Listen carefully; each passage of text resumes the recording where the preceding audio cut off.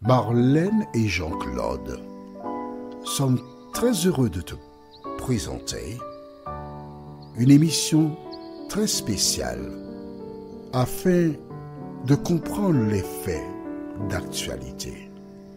Merci pour ta fidélité. C'est avec joie que je te retrouve encore. Aujourd'hui, nous parlerons du carnaval, plus précisément du lundi gras. Nous avons deux références bibliques. La première se trouve au livre de 2 Corinthiens, chapitre 11, et nous lisons les versets 13 à 15.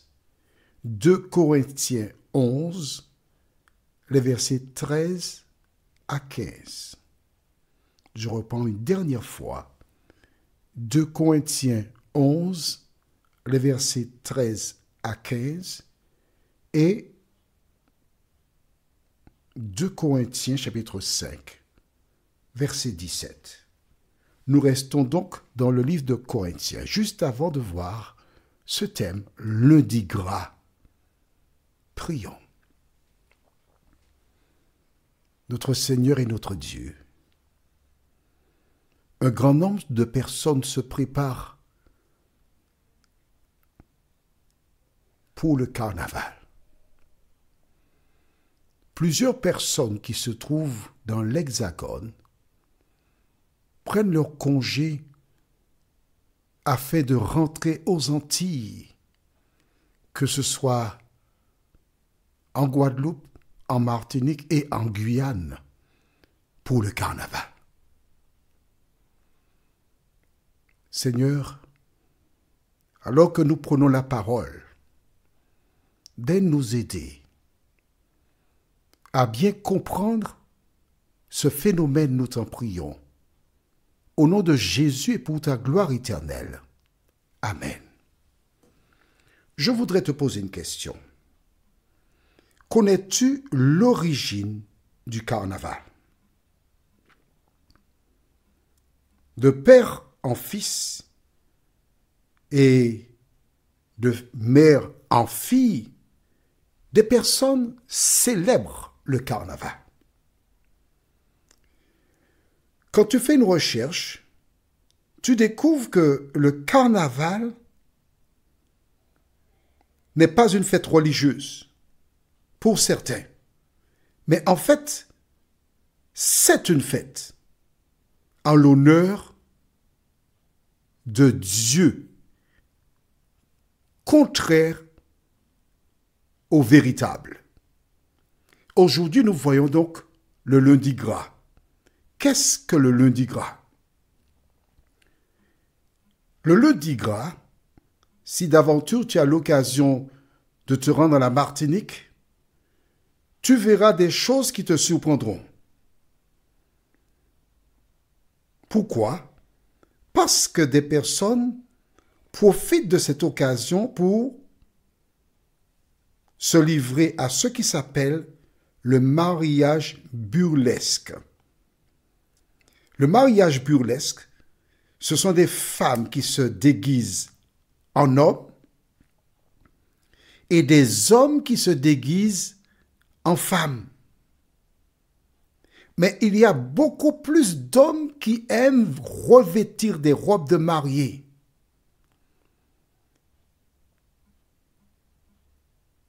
Bien sûr, il y a quelqu'un qui représente un curé qui vient pour les marier et les personnes déclarent qu'elles s'amusent.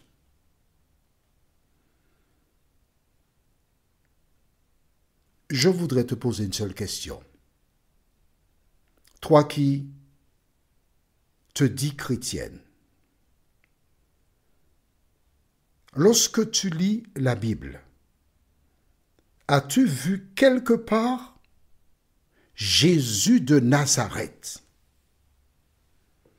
dans un vidé de carnaval? Oui, parce que tu dois savoir que dans le vidé, tu as des garçons qui ont des mains baladeuses et qui cherchent à caresser des filles.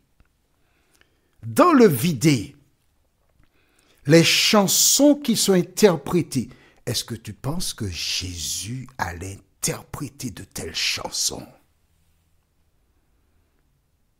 Est-ce que tu vois Jésus dans les soirées de carnaval, avec tout ce qui se passe, tout ce qui se chante? C'est la question que je te pose. Alors d'où vient le carnaval?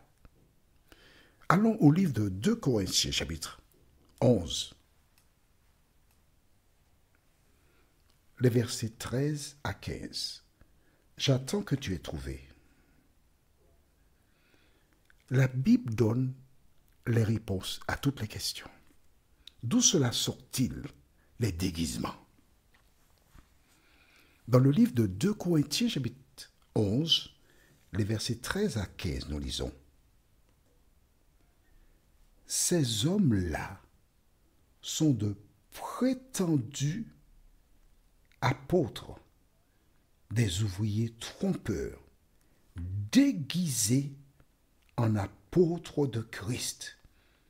Et ce n'est pas étonnant, puisque Satan lui-même se déguise en ange de lumière.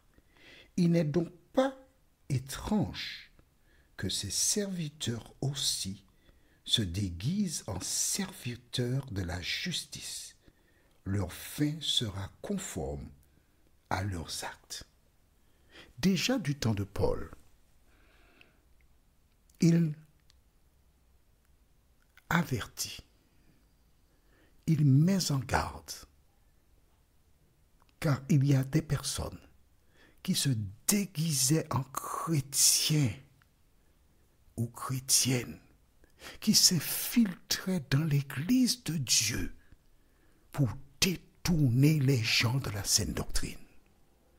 Aujourd'hui encore, il existe de nombreuses personnes qui vont dans des églises, mais qui sont des agents à temps plein du diable pour détourner les femmes et les hommes qui veulent rencontrer Jésus et qui œuvrent pour leur salut.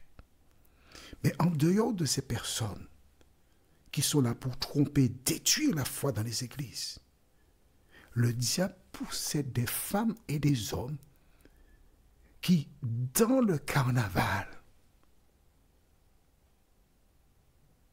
rendent gloire à Satan. Dans le carnaval, laisse ressortir leur véritable identité. J'ai un jour entendu un psychologue raconter que le carnaval est un exutoire où des femmes et des hommes peuvent se lâcher, se libérer de tensions nerveuses. Je respecte cette opinion. Mais ayant accepté Jésus pour sauveur personnel, mon sauveur déclara: venez à moi, vous tous qui êtes fatigués, chargés, et je vous donnerai le repos. Vois-tu, quand tu rencontres Jésus, quand il a pris le contrôle de ta vie, quand il vit en toi, tu n'as pas besoin d'exutoire parce que Jésus s'occupe de toi dans tous les domaines. Du reste, Saint Paul déclare au livre de 2 Corinthiens 5, verset 17. Si quelqu'un est en Christ, il est une nouvelle créature. Les choses anciennes sont passées. Voici, toutes choses sont devenues comment? Nouvelles. Si tu as accepté Jésus, s'il vit en toi, et Paul déclare au livre de Galates 2, verset 20, j'ai été crucifié avec Christ. Et si je vis, ce n'est plus moi qui vis, mais c'est Christ qui vit en moi. La question que je te pose, est-ce que Jésus habite en toi? Comment cela se passe-t-il? En fait, quand tu étais dans le monde, je dis quand tu étais, parce que certains sont encore dans le monde, tu marchais comme les gens du monde. Tu vivais comme les gens du monde. Mais le jour où Jésus a frappé à la porte de ton cœur, le jour où tu as ouvert ton cœur, le jour que tu as compris que tu es condamné à mort, et au lieu de mourir, Jésus est venu, il est mort sur la croix à ta place. Alors tu te donnes à lui. Et dans certains milieux, Jésus avait déclaré en son temps, dans Marc 16, verset 16, « Celui qui croira et qui sera baptisé sera sauvé, mais celui qui ne croira pas sera condamné. » Quelle est la différence entre les deux? Lorsque je crois que Jésus est le sauveur du monde, notre bien, qui n'a pas dit que quelqu'un soit baptisé pour toi, c'est celui qui croira, qui se fait baptiser. Lorsque tu rentres dans l'eau, tu es en train de dire que le Jean-Claude qui rentre dans l'eau, je vais l'enterrer. Il est mort. Les choses que je faisais, je ne les fais plus. Les choses que je disais, je ne les dis plus. Et lorsque Jean-Claude est plongé dans l'eau, l'eau devient une tombe liquide. Voilà pourquoi on est baptisé. Et quand Jean-Claude sort de l'eau, il s'engage à mener une vie nouvelle. Il s'engage à représenter Jésus. Il s'engage à consacrer son corps pour exalter le Créateur des cieux et de la terre. Il ne peut pas exalter Dieu à certains moments et à d'autres exalter l'ennemi de Dieu. Il est surprenant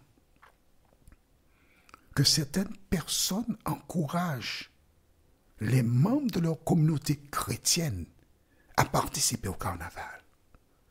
Parce que le carnaval est une fête diabolique. Totalement diabolique. À aucun moment, tu ne peux aller dans un carnaval. Tu n'as qu'à faire l'essai. Descends dans un carnaval et chante